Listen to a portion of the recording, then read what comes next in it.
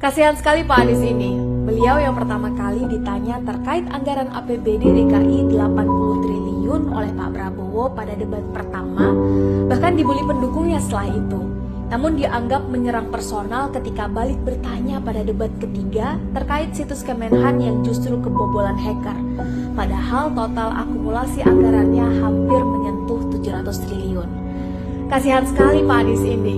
Beliau dibully karena bertanya terkait kesejahteraan prajurit, sementara Menhannya menguasai 340.000 hektar lahan negara. Padahal pertanyaan yang sama, bahkan lebih personal, sudah pernah Pak Jokowi tanyakan dalam debat Pilpres 2019. Bahkan Pak Jokowi menyampaikan yang jauh lebih personal dari itu. Kasihan sekali Pak Anies ini.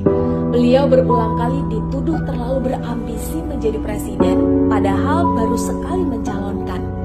Namun pada saat yang sama, Pak Prabowo sendiri sudah 4 kali mencalonkan diri. Sekali sebagai cawapres dan 3 kali sebagai capres. Lalu siapa yang sebetulnya terlalu berambisi? Kasihan sekali Pak Anies ini.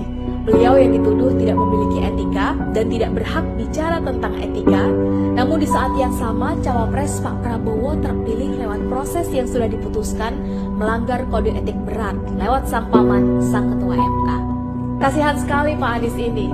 Beliau dituduh pengkhianat, padahal sudah memenuhi komitmennya untuk tidak maju pada Pilpres 2019 berhadapan dengan Pak Prabowo, lalu memilih mengabdi di Jakarta sampai masa jabatannya usai. Sebetulnya kami minta, setelah beliau mengatakan beliau sudah akan sumpah 5 tahun, beliau harus setia kepada sumpahnya kepada rakyat dan sebagainya, ya kan? Ini yang Anda maksud, Mas Anies? Ya, jadi ketika kita berbicara itu konteksnya 5 tahun kemarin, bahwa saya berkomitmen untuk di Jakarta, saya tidak akan kemudian mengkhianati komitmen saya. Komitmen saya juga Pak Prabowo, bahwa 5 tahun saya akan di Jakarta dan itu saya selesaikan.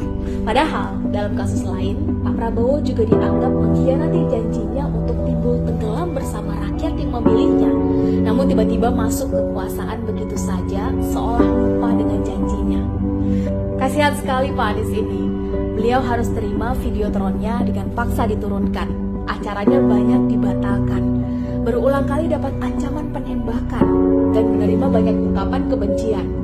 Menimbulkan banyak pertanyaan, kenapa sebegitunya dianggap sebagai ancaman? Bukankah sang penguasa sudah yakin akan menang 1 putaran? Yang jelas semua ini tentu harus dihentikan. Ketidakadilan dan perbedaan perlakuan tidak boleh terus dibiarkan. Semangat perubahan tidak harus selalu dianggap sebagai ancaman. Prinsip pokoknya Anies harus selalu salah dan semua salah Anies tidak boleh terus dipaksakan dan dilestarikan.